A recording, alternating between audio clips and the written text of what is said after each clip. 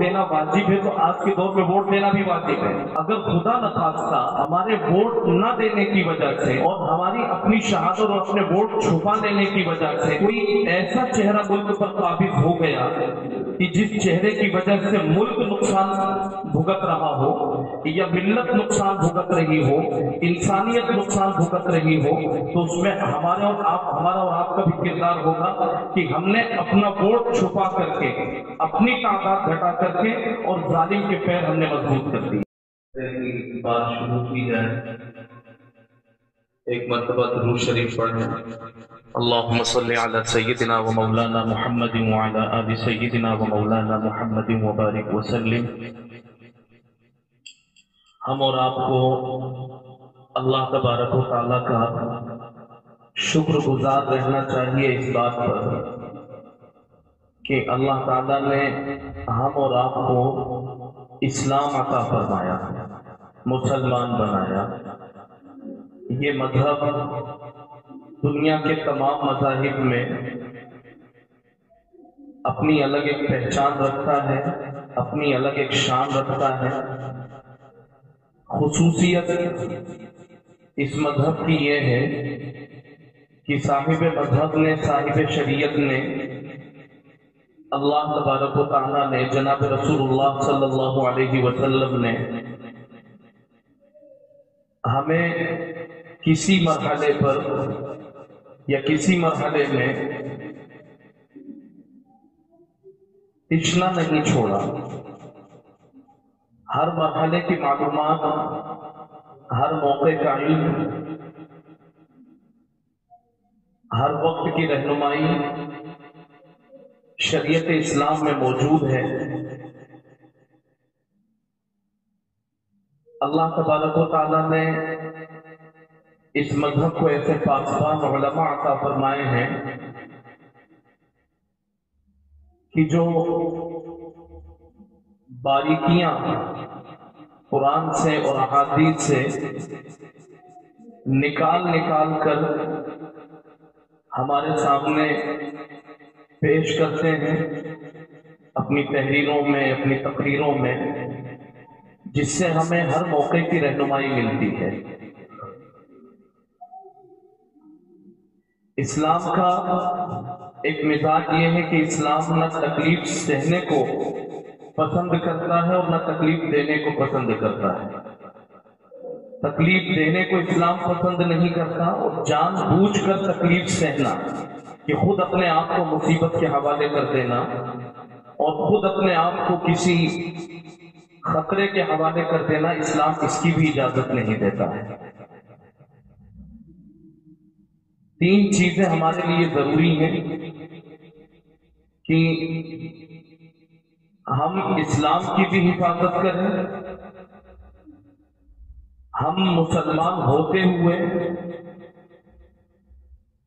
सही रूप, सही फैसले पर नजर रखें और हम मुल्क की भी हिफाजत करें। एक वफादार मुसलमान और नबी सल्लल्लाहु अलैहि वसल्लम का एक कामयाब उम्मती, उसकी पहचान यही है कि वो कभी अपने मुल्क का बेवफा नहीं होता, मुल्क का गद्दार नहीं होता,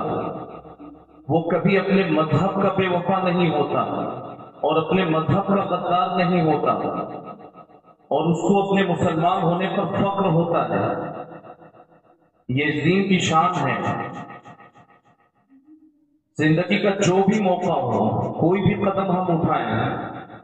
कोई भी फैसला हम लें, उस फैसले को लेने से पहले और कदम को उठाने से पहले हमें ये जरूर सोचना है कि ये जो कदम हमारा उठ रहा है ये हमारे मुल्क के लिए नुकसानदेह तो नहीं होगा। ये जो कदम हमारा उठ रहा है ये हमारी मिल्लत के लिए नुकसानदेह तो नहीं होगा। ये जो फैसला हम लेने के लिए जा रहे हैं, क्या ये फैसला इस्लाम के लिए नुकसानदेह तो नहीं होगा। कुछ भी करने से पहले हमें सोचना चाहिए और सोचने से भी पहले इस्लाम की तालीमात की तरफ रुजू करना चाहिए कि इस्लाम की तालीमात क्या है, उलमा हमारी क्या रहनुमाई कर रहे हैं, नबी सल्लल्लाहु अलैहि वसल्लम से वो क्या रोशनी हासिल करके हमें दे रहे हैं। اس پر ہم اور آپ کی توجہ ہونی چاہیے۔ 2 یا 3 ہفتے باقی ہیں اور ان 2 یا 3 ہفتوں میں ملک کا فیصلہ ہونا ہے، ملک کی تقدیر کا فیصلہ ہونا ہے۔ ہمارے اور آپ کے اچھے یا برے کا فیصلہ نہیں، وجود کا فیصلہ ہونا ہے کہ اب مسلمانوں کا وجود اس ملک میں کیسا ہوگا، اور ملک کے رخ کا فیصلہ ہونا ہے کہ ملک کا رخ کس طرف جائے گا۔ اور میں نے ابھی عرض کیا آپ سے، اور اس سے بھی پہلے میں بات آپ سے یہ عرض کر دوں پوری صفائی کے ساتھ میں، کہ ہمارا جو دین ہے مذہب اسلام، نبی صلی اللہ علیہ وسلم پوری زندگی آپ نے قیادت فرمائی ہے، لیڈرشپ فرمائی ہے، آپ امام تھے، آپ سے زیادہ سیاست پر کسی کی گہری نظر نہیں تھی، تو منبر رسول پر بیٹھ کر کے ایسی بات کرنا جو ملک کے لیے، مسلمانوں کے لیے فائدہ مند ہو سکتی ہو، وہ سب سنت و شریعت میں داخل ہے۔ نبی صلی اللہ علیہ وسلم کی رہنمائیوں پر اور ان کے فرامین پر ہم اور آپ کی نظر ہونی چاہیے۔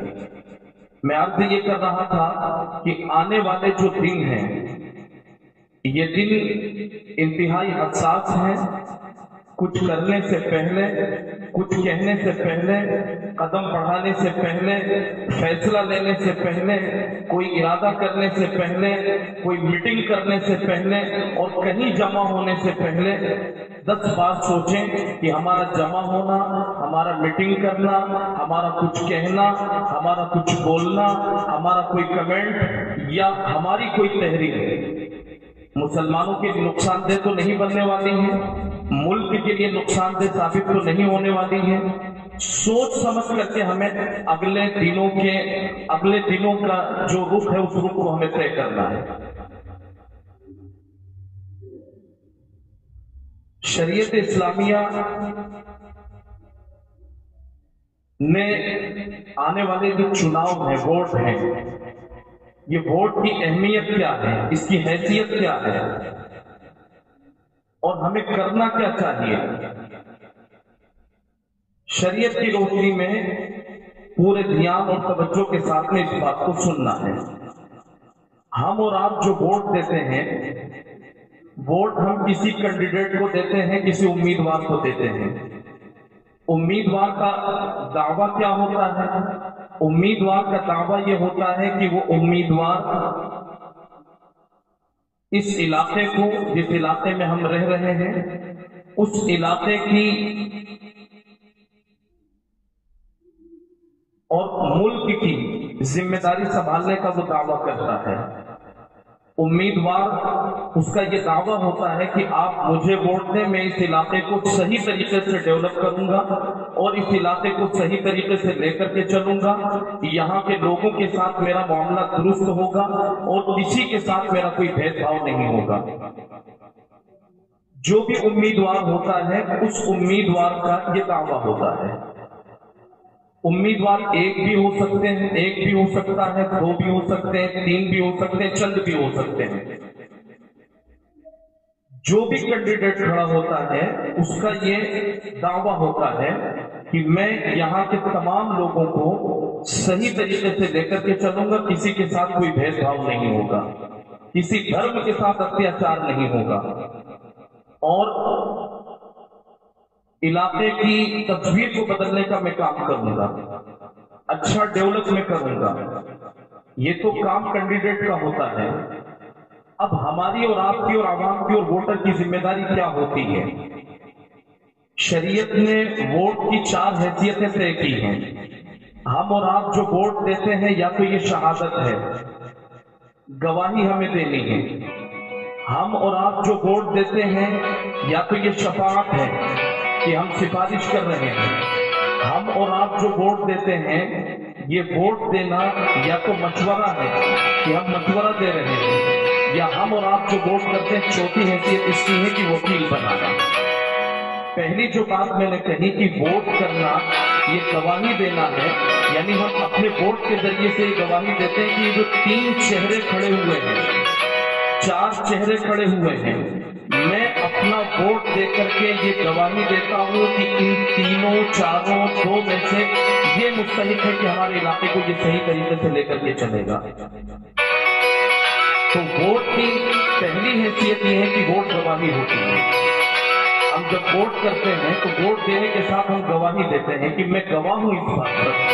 कि ये चार जो चेहरे हैं हमारे सामने, तीन जो चेहरे हैं हमारे सामने, इनमें से ये शख्स मुझे पसंद है और ये इस इलाके के लिए बेहतर साबित हो सकता है। ये गवाही है। और गवाही के बारे में शरीयत इस्लामिया का उसूल क्या है? शरीयत इस्लामिया का उसूल ये है कि अगर किसी शख्स ने गलत गवाही दी फ़इन्नहु आतिमुन क़ल्बुहु, उसका दिल गुनहगार होता है।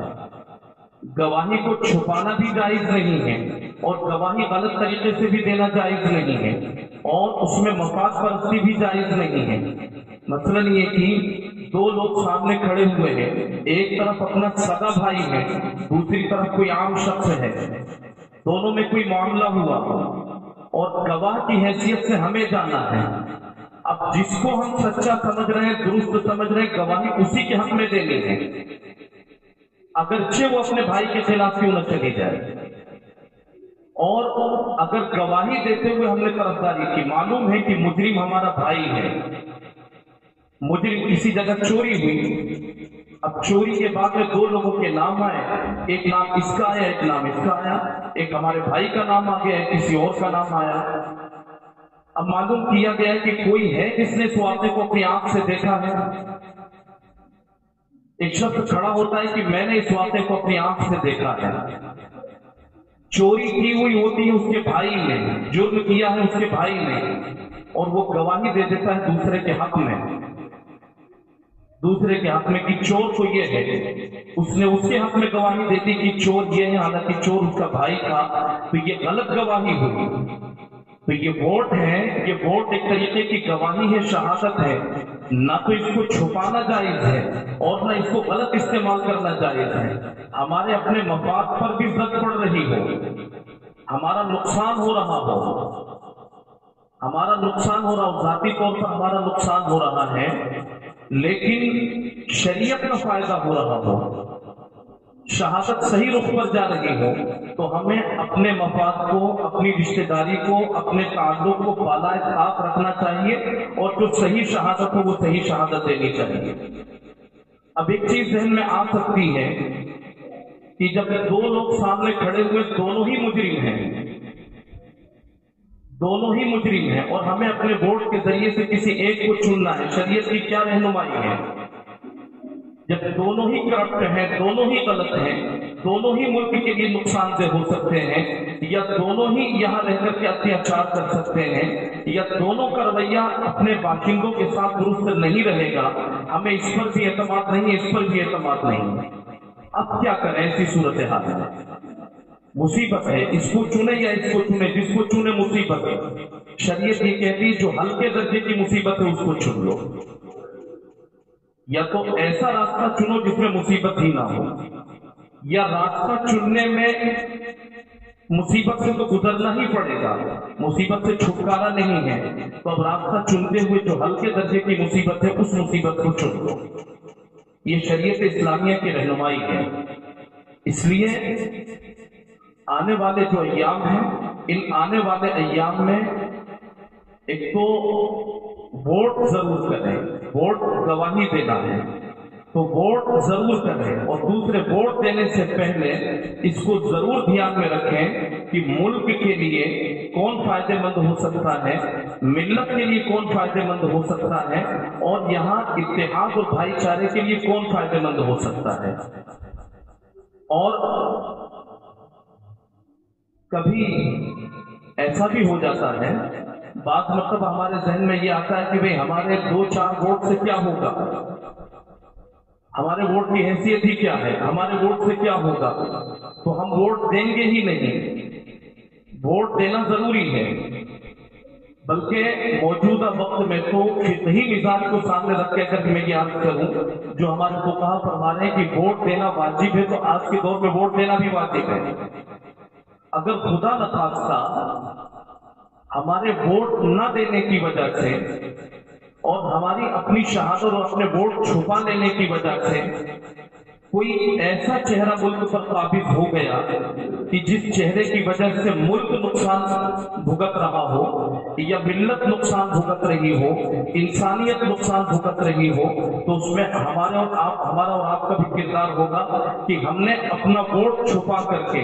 اپنی تعداد گھٹا کر کے اور ظالم کے پیر ہم نے مضبوط کر دیے۔ اسی طریقے سے ہم نے کسی ایسے کو ووٹ دیا کہ جس پر ہمیں اعتماد نہیں ہے مذہبی اعتبار سے، اور جس پر ہمیں اعتماد نہیں ہے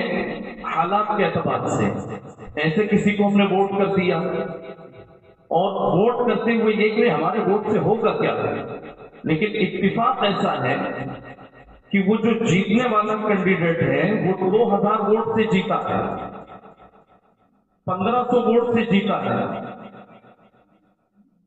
تو اب ایک طرف وہ جتنے بھی ووٹ، ایک طرف 70,000 ووٹ آئے، دوسری طرف 72,000 ووٹ آئے ہیں، اور وہ 72,000 ووٹ لا کر کے اور وہ اپنی حکمرانی قائم کرنا چاہتا ہے، اس کی حکمرانی قائم ہوگی تو اس کی حکومت بنوانے میں ان 72,000 ووٹرز کا کردار ہوگا۔ اب وہ 72,000 ووٹرز اگر جان بوجھ کر کے انہوں نے غلطی کی ہوگی اور جان بوجھ کر کے ملک کو، علاقے کو غلط ہاتھوں میں دیا ہوگا، اور پھر جب وہ قابض ہو کر کے ظلم کرے گا، کسی ایک کا بھی مکان بلڈوز ہوگا اور کسی ایک کے خلاف بھی کوئی غلط فیصلہ ہوگا، تو وہ 72,000 ووٹرز جتنے ہیں جنہوں نے اس کو مظلوم، جس نے اس ظالم کو مضبوط کیا تھا، سب کو نکال دیں گے۔ یہ مزاج شریعت ہے، ہر موقع کی رہنمائی ہماری شریعت میں موجود ہے۔ اس لیے یہ شہادت ہے، اس کو کر رہا ہوں کہ یہ شہادت ہے، اور گواہی دینے کے لیے، اور آگے کی 2-3 مسئلے اس ذیل میں، گواہی دینے کے لیے پیسے لے کر گواہی دینا جائز نہیں ہے۔ ووٹ کرنے سے پہلے پیسے لے لیں کہ ہم پیسے لیں گے پھر ووٹ دیں گے، تو یہ گواہی دینے کے لیے شریعت کا حکم ہے گواہی دینا ہے۔ تو ووٹ دینے سے پہلے اگر پیسے لے لیے اور اس کے ہاتھوں بک گئے اور پھر گواہی دی ہے، پھر ووٹ دیا ہے، جائز نہیں ان پیسوں کا استعمال کرنا۔ اور ویسے یہ تو بڑے چناؤ ہیں، چھوٹے چناؤ میں یہ چیز زیادہ ہوتی ہے، گرام پنچایت کے چناؤ میں کہ جگہ جگہ دعوتیں ہوتی ہیں،